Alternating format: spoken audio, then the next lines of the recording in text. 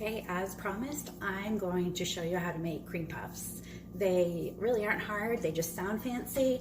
I love doing all kinds of baking, but I really love making fancy things that seem like they're really elegant, but they're super simple, like creme brulee or hollandaise sauce or these cream puffs. So first I'm going to turn on the oven, medium high. So in my pot, I have a stick of butter, a cup of water, a little bit of maple syrup, and some salt. And I'm just going to kind of heat this over my medium-high burner until the butter is all melted and it's starting to bubble around the edges. So that's just going to take a little while. You want to use a fairly heavy pot for this. Doesn't have to be super large, but so what I'm making is first I'm going to make the pâte choux, which is the cream puff dough. I don't actually know what pâte choux means. I took Latin in high school, never took French, so it probably means something like cream puff dough. But if anybody knows, pâte choux. I'm just kind of, I don't even really need to start at this point. The butter's just going to melt. So to this, once the butter melts and gets all bubbly, I'm going to add a cup of flour. And if you bake, you know that you shouldn't pack down your flour. You should actually kind of spoon the flour into your measuring cup and then use a knife to scrape it flat across, so you know that you have a cup. This is a dry measure. A liquid measure is generally, like your glass measuring cup, so you can measure up to the line. But for dry measures, you should always use something like this that you can level the top off. So anyway, so during this self-imposed quarantine, I decided to spend more time baking. So I've already made a blueberry pie, I made peanut butter cookies, and then like 2 days later, I turned them into peanut butter sandwich cookies with blackberry cream cheese in the middle. So good. But right now, so I'm not really technically actively working on a book, which is the first time in a couple of years. All my spring events got canceled for Chick Days and for my book tour, so I have a lot of time, which is lovely because I really do love to cook and bake. So we went grocery shopping last Sunday, and we were already stocked up because it's winter in Maine. So, we keep a good pantry full of rice and beans, and I have a whole bag of chickpeas, so I can make hummus till fall probably with all the chickpeas I have. But we did stock up a little bit, and we keep paper products on hand. Like we always have tons of paper towels and toilet paper and stuff, but I definitely stocked up on baking supplies. So I bought yeast and flour and sugar, and I figure I can make tons of things with the eggs and the baking supplies. So the butter has melted, and I'm just waiting for it to kind of start bubbling on the edges.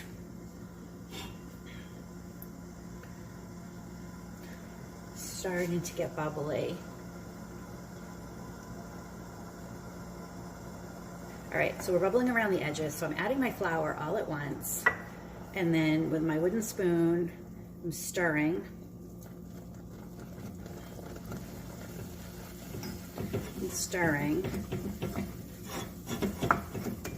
So I'm going to keep stirring. So I'll show you what it looks like.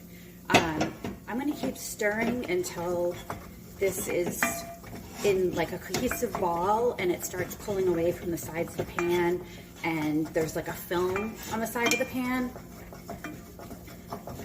It doesn't take very long, but you'll definitely see when that happens.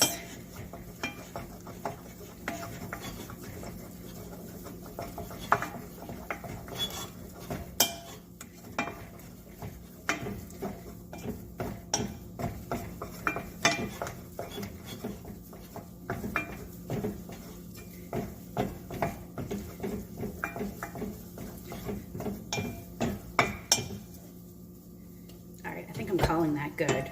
So you can see it's sort of in a ball. So at this point, I'm going to take it and I'm going to drop it into my stand mixer. Oops.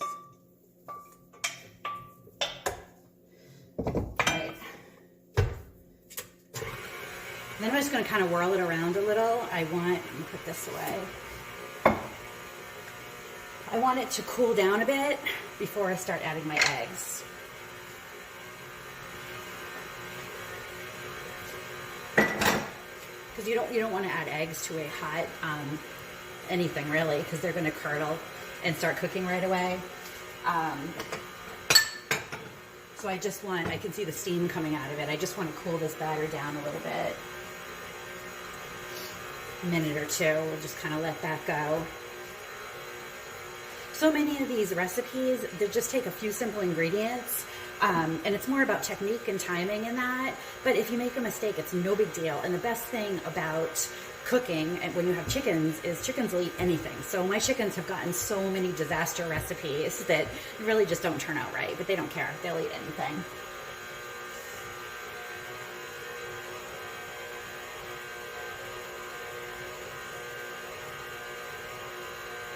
It's still pretty warm.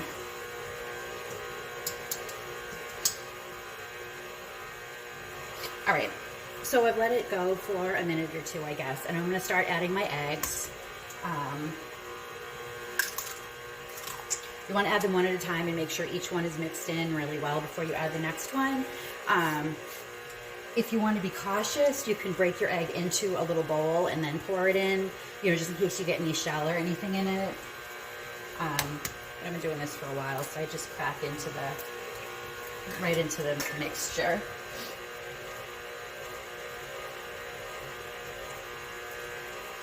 Incorporating the eggs one at a time is pretty common when you're baking, because if you mix them all in at once, it just makes this big lumpy mess. I'm going to scrape the sides down. You can already see that the dough is super yellow from the eggs.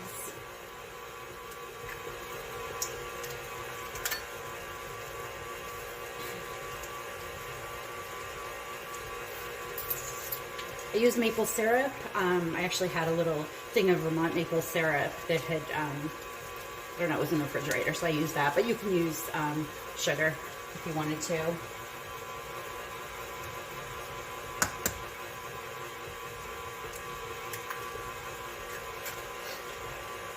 So that was my last egg.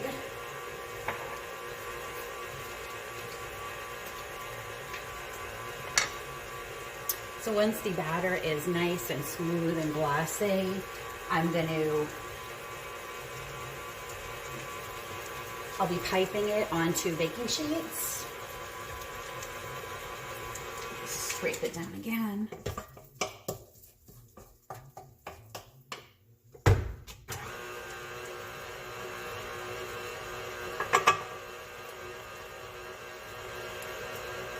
Should never eat raw dough. That being said, growing up, it was my brother and me, and every time my mom baked, she would, she had a hand mixer, she would give each of us one of the things to lick. So much for that. We turned out okay. But I would never, only when we're using our own eggs would I ever eat raw eggs or raw batter or whatever. Okay. So here we go. I don't know if you can see here. Get a spatula.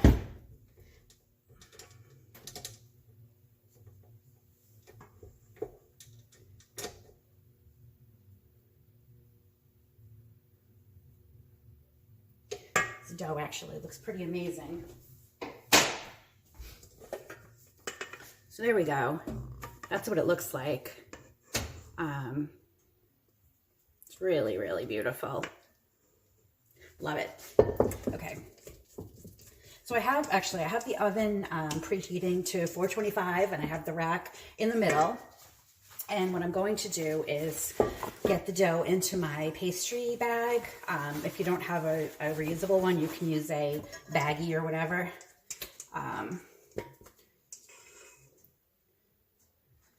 Sorry, the angle is bad here.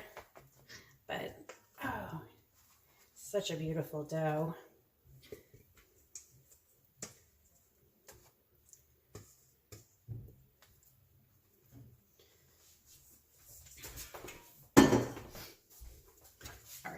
So I've got my pastry in the bag.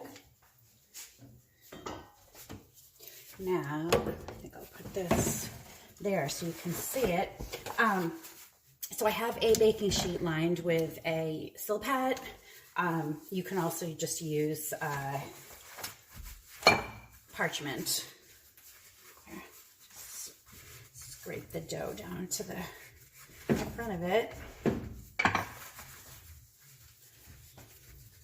So I have it fitted with a 1/2-inch tip, and I'm just going to pipe circles on my Pâte and then put them in the oven. And I'm going to come back and do part 2 and show you what happens after that. I am back for Pâte Choux part 2.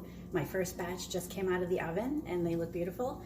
I poked them with toothpicks because I want to let the steam out so they really dry inside, but I'll go through all that a little bit later. I'm going to finish piping the second batch and I'll get those in the oven. I'm using a 1/2-inch piping tip and about, I don't know, maybe a tablespoon or 2, and I'm putting them a couple inches apart. They don't spread all that much, but I don't want them to be on top of each other.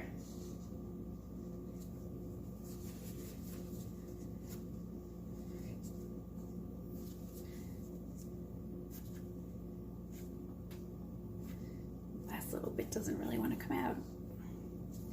I want to get as much out as I can. It looks like that's going to be it.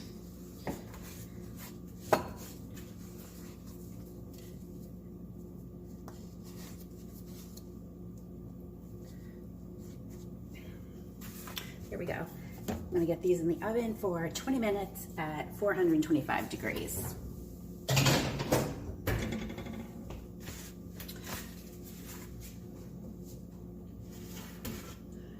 While I'm waiting for that, I just want to look at the clock, so about 3:40.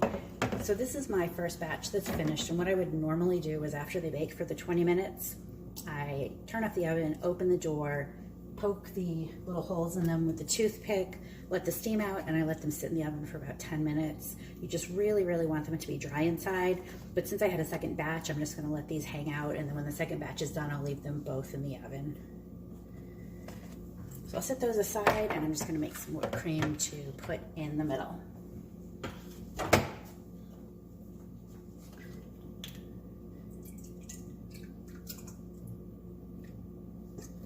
So that's about a cup of heavy cream, I guess. So put that in the stand mixer.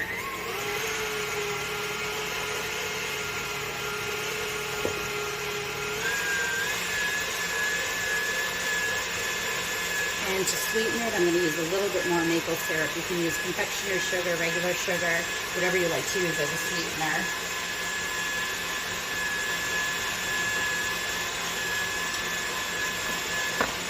A little bit of salt to bring out the sweetness.